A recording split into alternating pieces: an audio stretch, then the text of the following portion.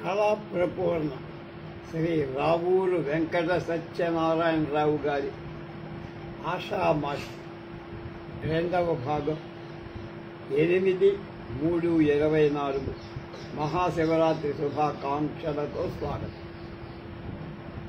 శీలానికి శస్త్రచికిత్స. జాతీయత అంటే చాలామందికి పడటంలా అదొక రకం ఎలర్జీలాగా తయారై ఇతర ప్రాంతాల వారికి ఇలాంటి స్థితి లేదేమో అనిపిస్తోంది. మనకే ఎక్కువ. వెనకటి భాషా భావాలు, పాత చింతకాయ వంటివని, ఆధునిక భావాలన్నీ టొమాటో, పొటాటోల వంటివని, పూర్వకాలపు పద్ధతులు అవలంబించే వారికి నాగరికత తెలియదని, వారి మనసులు సన్నమూతులు గల సీసాల వంటివని, అందువల్ల వాటిలో గరాటాలు పెట్టి నాగరికతను సన్నటి ధారగా పోసి నింపాల్సిన అవసరం ఉందని ఈనాటి వారికి కొన్ని అభిప్రాయాలు ఉన్నమాట నిజం. ఈ కారణంగా జాతీయ భావాలు, పూర్వ సంప్రదాయాలు ఎగిరి ఏట్లో పడిపోతున్నాయి. ఒక్క చేనేత పరిశ్రమ తీసుకోండి. పూర్వం ఎంత ప్రశస్తి ఉండేది, ఆ భాషలో ఎలాంటి కవిత్వం ఉండేది, జాతీయత ఉండేది.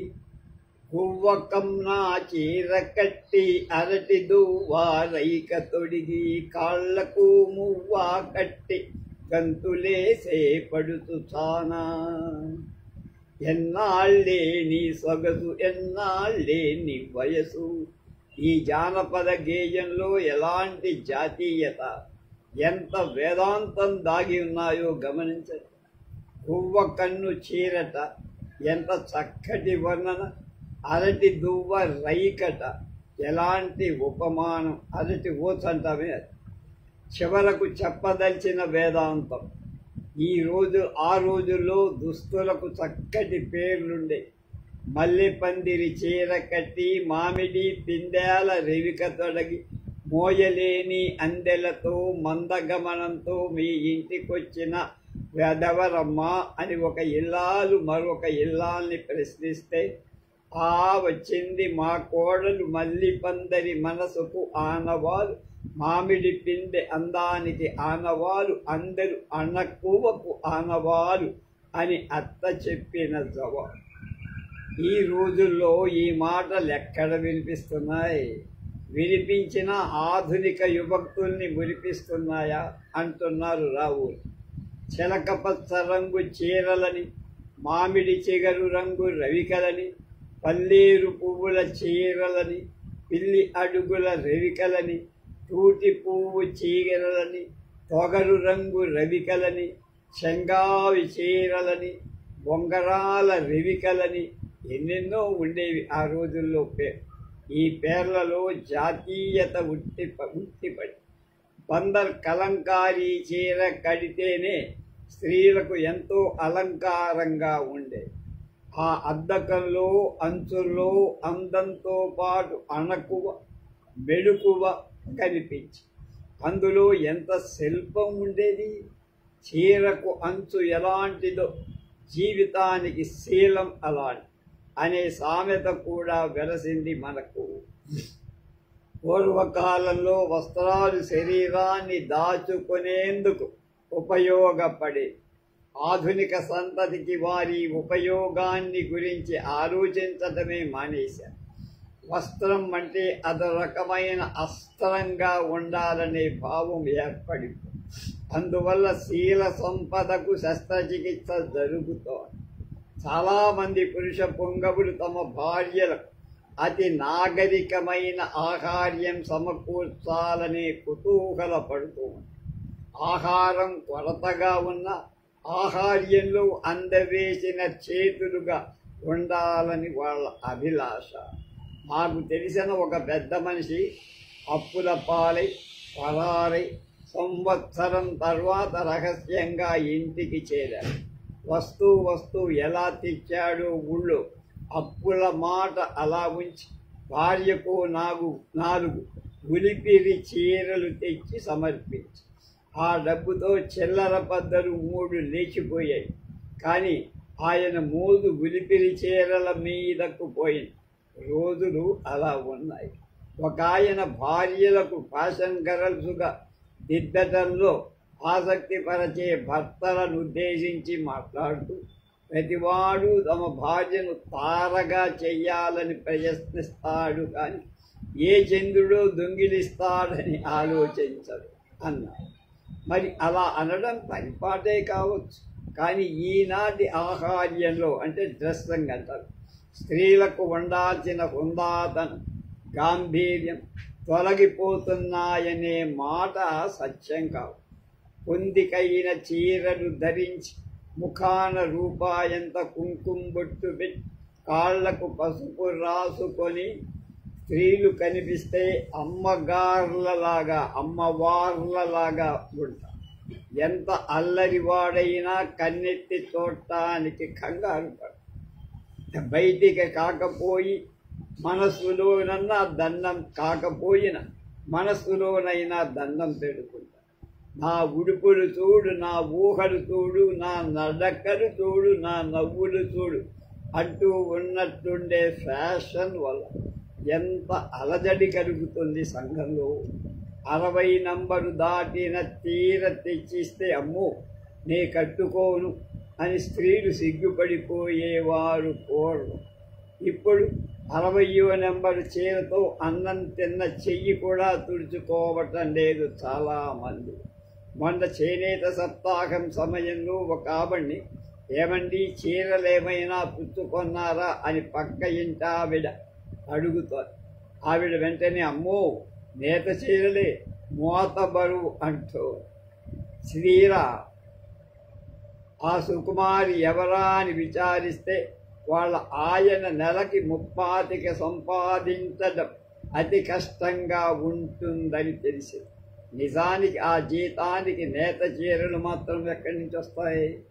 బెరళ్ళు కట్టుకోవాల్సిందే, అంటే చెట్టు బెరళ్ళు. కానీ ఆవిడ ఫ్యాషన్ అలా ఉంది. మిస్ ఆంధ్రప్రదేశ్ లాగా మాట్లాడి అసలు అవసరమైన సాంప్రదాయాలు మిస్ అయింది పాపం. పంచులు లేని చీరలు ధరించడం మంచి లక్షణం కాదంటారు పెద్దలు. అది సెంటిమెంట్కు వేరు. కానీ ఏదో తానులో నుంచి 6 గజాల కత్తిరించి తేవడం, ఆత్మను అరమాయించి శరీరానికి చుట్టెయ్యటం ఇవాళ జరుగుతుంది.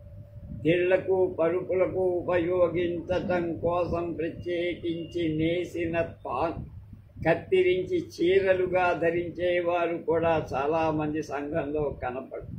అంచులు లేని చీరలు ధరించడం సువాసినులకే వంచన అని ముసలి ముత్తైదువులు బాధపడుతూ ఉంటారు. ఎవరు వింటారు? స్త్రీలు చక్కటి చీరలు ధరించి జ్యోతుల్లాగా ప్రకాశించారు. వారిలో ఉత్తమ లక్షణాలు తొంగి చూడాలి. జాతీయత మూర్తీభవించాలి. పేరుల చివర దేవి అని అతికించుకుంటే చాలదు. ఆహార్యంలో, అలంకారంలో దేవతలుగా ప్రత్యక్షంగా. ఈనాటి ఫ్యాషన్లో నుంచి తిరోగమించటంలో ఉంది మన అసలు నాగరికత కూడా.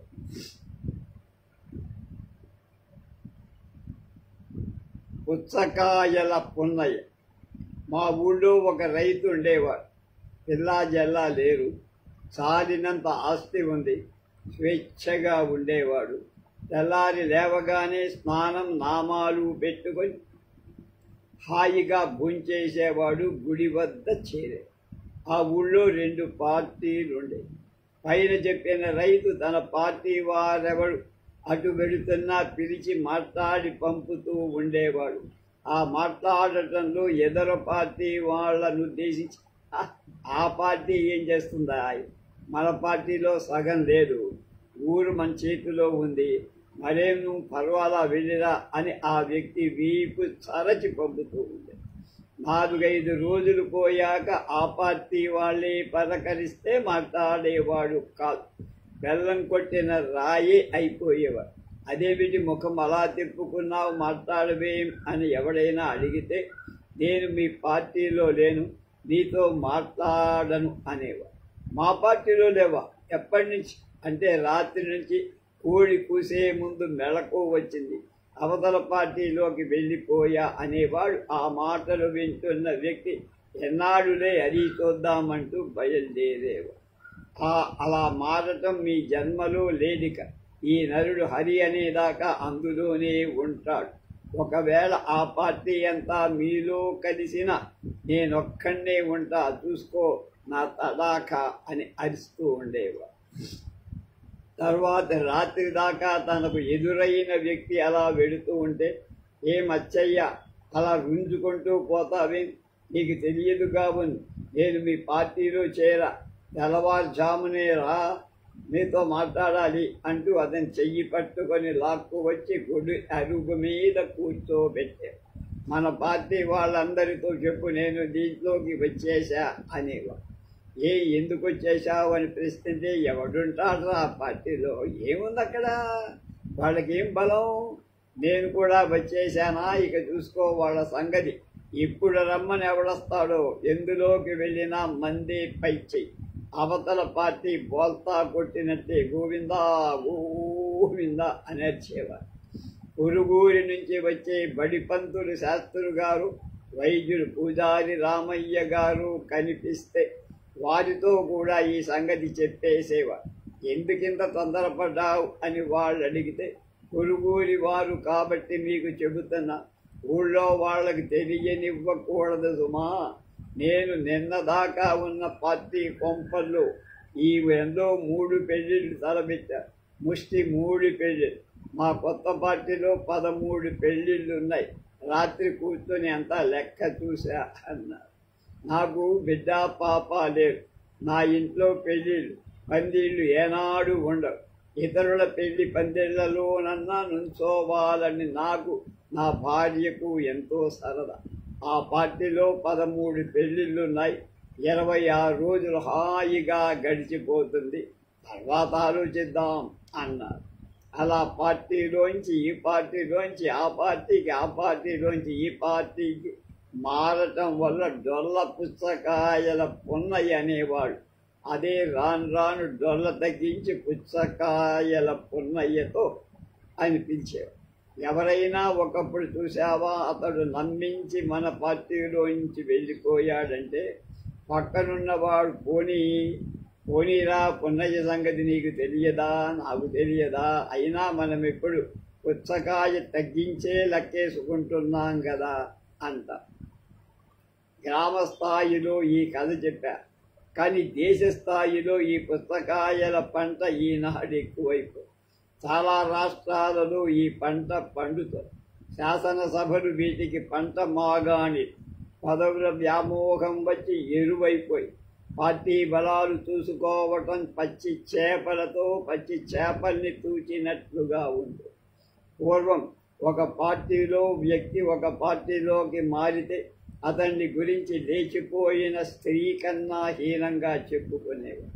అతగాడి మీద అనేక ఆంక్షలు విధించేవాడు. అందువల్ల పార్టీ ప్రమాణాలకు కొంత విలువ ఉండేది. ఈ రోజుల్లో శాసనసభలోకి వచ్చి చేతులు ఎత్తేదాకా అనుమానంగానే ఉంటుంది. ఏ పార్టీలో ఎన్ని పుస్తకాలున్నాయో తెలియని పార్టీ నాయకులు కంగారు పడిపోతున్నారు. భజన్ లాల్ అనేటువంటి హర్యానా ముఖ్యమంత్రి ఇలా అకస్మాత్తుగా గోడలు దూకేవాడు. అందువల్లే ఆయారాం గయారాం అనే పేరు ఆయనకి, ఆ తర్వాత పార్టీలు మారే వాళ్ళకి వచ్చిన సంగతి మనకి. అసలు మనకి ఈ గోడలు దూకే పద్ధతి మొదట ఎక్కడ ప్రారంభమైంది? విభీషణుడి దగ్గరే త్రేతాయుగంలో ప్రారంభం. రాముడి కొంప కూల్చేది, రాముడితో చేతులు కలిపి పార్టీ నాయకులు కంగారు పడిపోతారు.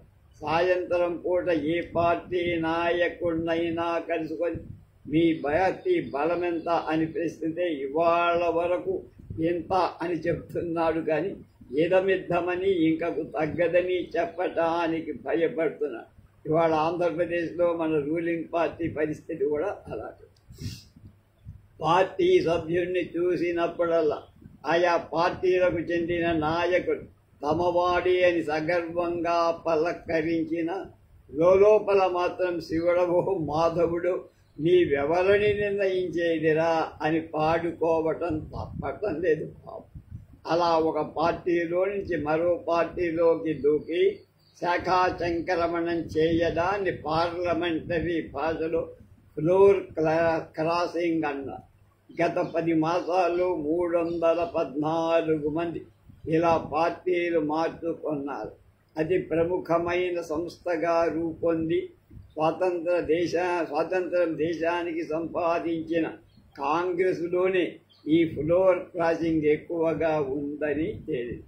దీన్ని బట్టి ఈనాటి కాంగ్రెస్ వాళ్ళు ఎలాంటి స్వార్థ త్యాగులు, ఎలాంటి దేశ సేవాపరాయణులో అర్థమవుతుంది. ఇటీవల ఒక వార్తా సంస్థ దేశంలో పుస్తకాయల్ని ఏరించి కాంగ్రెస్ పేరిట ఎన్నికల్లో పాల్గొని విజయం సంపాదించి శాసనసభలో చేరిన తర్వాత పార్టీ ఫిరాయింపు చేసిన వాళ్ళు 125 మంది ఉన్నారని తేల్చి చెప్పారు.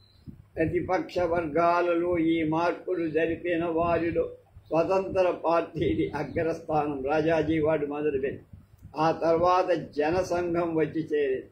ఈ మార్పులు గమనిస్తే కొండ ముదిరి ఊసరవిల్లి కావటం, ఊసరవిల్లులు చెక్కి తొండలు కావటం కూడా గోచరిస్తారు.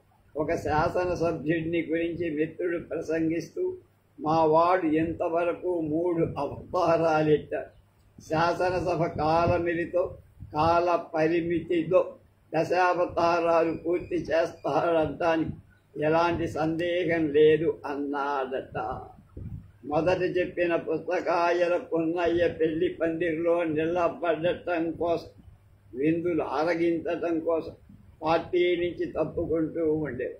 కాంగ్రెస్ పక్షానికి చెందిన సభ్యులు మారటం పదవుల పేరిట శాంతిని నీడలో చేరటానికి, హోదా పేరిట ఆనందం అనుభవించటానికే అని అర్థమవుతుంది.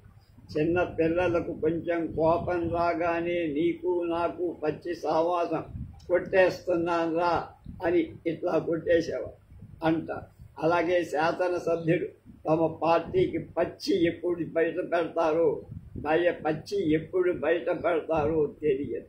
పుచ్చకాయల పున్నయ్య తెల్లవారుజామున పార్టీ మార్చినట్టుగా వీరు ఒక రాత్రి ఆలోచించి తెల్లారి మార్చేస్తున్నారు. పార్టీ మారి మరో పార్టీలోకి వచ్చిన వాడు మిత్రుడు పలకరించి వెనక పార్టీ మాట ఎత్తితే అవతారమూర్తులు చిరునవ్వు వలకబోస్తారట. ఇది చిన్నప్పుడు వెనక జన్మములోన ఎవరవో నీవంటే సిగ్గొచ్చి నవ్వింది శిలక నాయంకి అనే పాట మనకి బాగా గుర్తుకొస్తుందంటుంది. అని మనుషుల ఆరాధన. నూజిబీడ్ ప్రిన్సిపాల్ గారు శ్రీ ఎర్రోజు మాధవాచార్యులుగా చాలా కాలం ప్రిన్సిపాల్గా చేశారు. నిజంగానే మలేషియా పర్యటన ముగించుకొచ్చి తర్వాత సన్మాన సభలో మాట్లాడుతూ ఆ దేశంలో ఎవరిళ్లలో నౌకరులు ఉండరు అన్నారు. పెద్ద ఉద్యోగస్తులు కూడా తమ ఇళ్లలో పనులు తామే చేసుకుంటారు.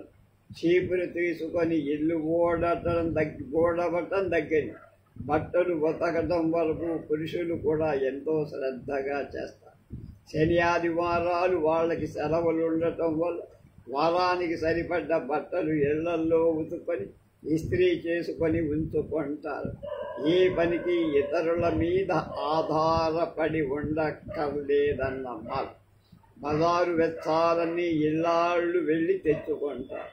వంటకత్తెలతో కూడా పని నిమిత్తం లేదు. అది కొంచెం శ్రమతో కూడిన పని అయినా ఎంతో స్వేచ్ఛ శుభ్రత ఉంటుందన్నారు. మన వాళ్లకు ఇలా పనులు చేసుకోవటం అంటే న్యూనతగా అనిపిస్తుంది. ఎవరి పని వాళ్ళు చేసుకోవటం, గతిలోక చేసుకోవటం అని. 100 రూపాయలు ఉద్యోగి ఉంటే 8 రూపాయలు మనిషికి సమర్పించాల్సిందే పని మనిషి. మొన్న ఒక ఇంట్లో అత్తగారు అంటోంది, నీళ్లు తోడటం, అంట్లు తోమటం, గిల్లు ఊడ్చడం, బట్టలు తగ్గడం, బజారు వెచ్చారు తేవడం అన్నీ పని మనిషే చేస్తుందమ్మా. ఆఖరికి కుంపట్లో బొగ్గులు కూడా వేసిపోతుంది. అత్తిసరి దాని మీద పెట్టడం మాత్రమే మా పని. మొత్తం ఆ అమ్మాయికి ఎంత ఇస్తారు అని పక్కా ఆవిడ అడిగితే ఎంత 12 రూపాయలు. పొద్దున పూట కాఫీ, ఒక పూట కాస్త అన్నం అంది ఆవిడ. ఆ ఇంట్లో 3 కోడళ్ళున్నారు, అత్తగారుంది, ఆవిడ మేస్త్రి అనుకోండి. పోని తక్కిన 3 పని లేక మంచం మీద కాసేపు బాలను లేవను, పాత పారపత్రికలు ఒకసారి చూడడం, గుట్లో గిరాటు వేయటం, వాకిట్లోకి వెళ్ళి ఒకసారి తొంగి చూడను, మళ్ళీ లోపలికి రాను, తలకొకసారి దువ్వుకోను. ఇలా కాలం గడవక గడపలు తన్నుకుంటూ పడకలు కుదరక నానా అవస్థ పడుతూ ఉంది. 4 పనులు చేసుకుంటే ఆ పచ్చాటలు పిచ్చి చూపులు తగ్గిపోతాయిగా అని పని ఉంటూ ఉంటే చురుకుదనం పెరుగుతుంది. కళ్ళు నిలుపుకోవటం, ఒళ్ళు విరుచుకోవటం కాపరం చేసేవారి లక్షణం కాదు అంట. పని ఉంటే ఆ వికిలి చేష్టలు ఉండవు. 2 గొట్టాలు గోధుమలుంటాయనుకోండి. ప్రతిరోజు పని మనిషిని బతిమారుతూ ఉంటాయి. ఏం పేరమ్మా, పిండి విసిరించుకొని రావు మరకు వెళ్ళి అని ప్రతిరోజు అడగటం, ఆవిడ వాయిదాలు వేయటం జరుగుతూ ఉంటుంది. ఇంట్లో వాళ్ళు మాత్రం పిండి తెరగలి దగ్గరకి వెళ్ళరు. కబుర్లు తెరగలి దగ్గర వేసుకొని రోజుకో 2 మానికల మరక పిండి విసిరి బొట్టలకెత్తుకుంటూ ఉంటారు. రోజు రాత్రిళ్ళు నిద్రపోయే ముందు మాత్రం ఆ గోధుమలు అలాగే ఉన్నాయి, రేపన్నా పట్టిస్తుందో లేదో పేరమ్మ అనుకుంటా. తిరగలి రోజుకో 6 చుట్లు తిప్పిన ఈ వారం రోజుల్లో పిండి విసరడం అయిపోయేదేగా. కానీ తిరగలి ముట్టుకుంటే హోదా తరిగిపోతుంది. మా బంధువుల్లో ఒక ఆమె ఉంది. ఆమె రాత్రుళ్ళు నిద్రపోయే ముందు రేపు ఉదయం పని మనిషి వస్తుందో రాదు, రాకపోతే నా పని అయ్యింది అంటూ తోమగలన, ఆఫీసు వేళకు ఆయన అన్నం పెట్టగలన, వట్టి మాట హోటల్ నుంచి 2 క్యారీలు తెప్పించుకోవాల్సిందే అనుకుంటూనే పడుకుంటుంది. ఒక్కొక్కప్పుడు పని మనిషి మానుకోవటం జరుగుతుంది. అలాంటి సందర్భాల్లో భర్త కొని ఈ పూట కాస్త అంటూ చెంబులు తుమ్ముకోరాదు, ఒక్క పూటకే అలా అయితే ఎలా అంటే, మీరంతేనండి, నేనెంత ముత్తుకున్నా మీకు నా మీద జాలి లేదు, మీకు చివరికి వేసేది కఠిన శిక్షే, ఒక్కసారిగా ఉరిశిక్ష చెప్పలేక ఇలా చెబుతూ ఉన్నారు అంటూ న్యాయశాఖ భాషలో మాట్లాడు. పూర్వకాలం వాళ్ళు కోడి పూసే వేళని ఇల్లు వాకిలి ఉట్టుకొని ముగ్గులు పెట్టుకొని చల్ల చేసుకొని పిల్లలకు సద్దెన్నాలు పెట్టి పొద్దు పడవక ముందే పనులన్నీ దిద్దుకునేవాళ్ళు. ఈ రోజుల్లో 7:30కు తక్కువ లేచేదెవరు? పాల మనిషి కేక పెట్టే భర్త వెళ్ళి పోయించుకోవాల్సింది. పని మనిషి తలుపు కొట్టినా ఆయన గారు చీపురు ముగ్గుబట్ట చేతికన్ని అట్టి అరవకు అమ్మగారు పడుకున్నారు అని హెచ్చరించడం జరిగింది. ఆవును మరి పెందరాళి లేస్తే కళ్ళు తిరుగుతాయి. ఎందుకు వచ్చిన అవస్థ? అందుకని భార్యలు కలో గట్లో వచ్చి చేసి లేచి కూర్చున్న భర్త, ఏం అప్పుడే లేచావే, పడుకో, 5:30 అయింది, ఫ్యాన్ పెద్ద చెయ్యనా, కిటికీలు మూసెయ్యనా అంటూ ఆమెను మళ్ళీ చిచ్చి కొట్టి ముత్తరుగా యువతలికి వస్తూ ఉంటారు.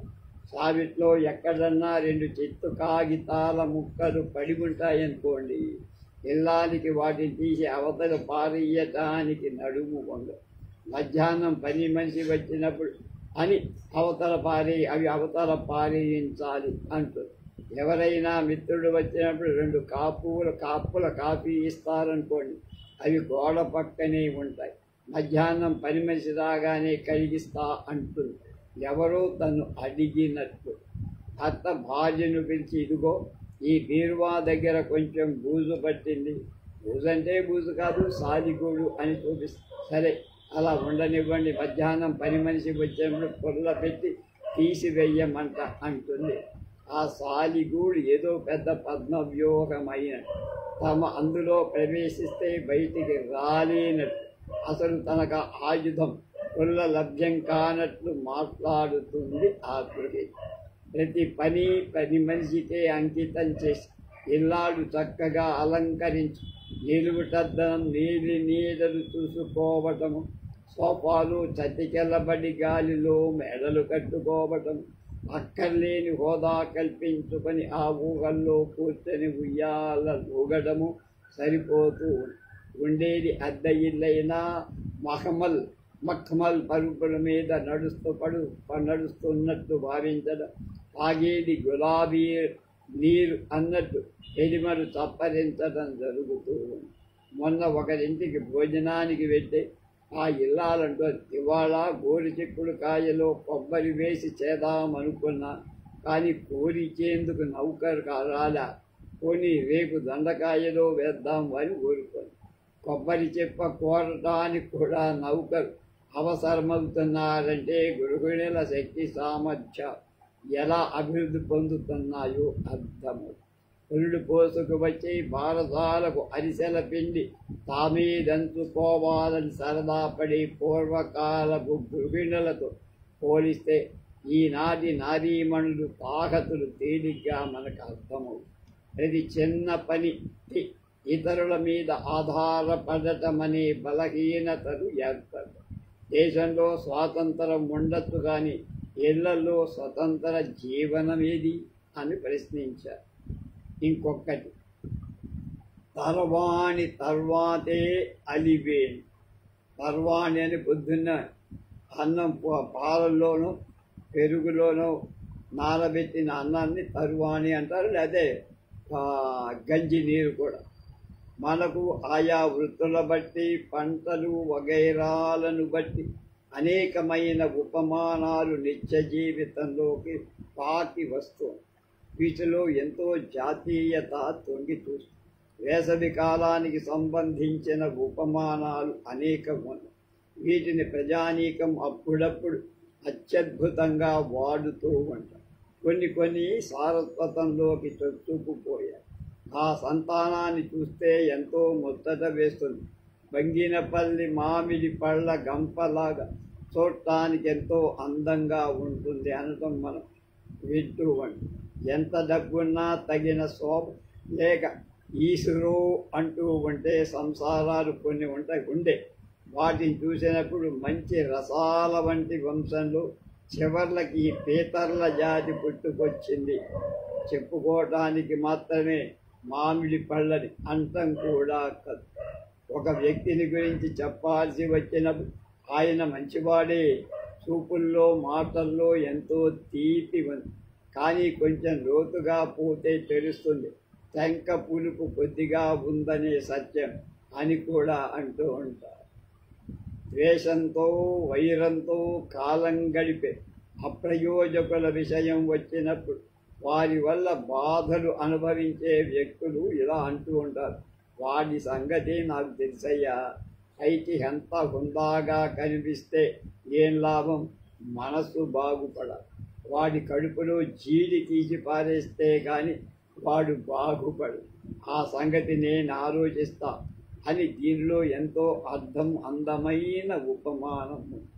సరైన తాకతు లేకుండా కొందరు పదవులు అలంకరిస్తూ ఉంటారు.